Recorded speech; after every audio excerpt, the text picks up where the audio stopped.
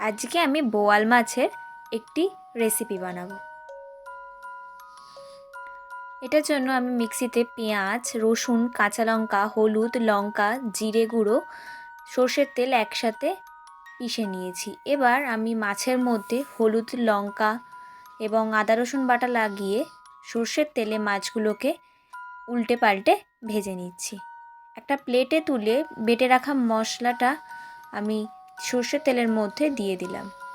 এবার একে একে কিছুক্ষণ পর মাছগুলোকে দিয়ে দিচ্ছি।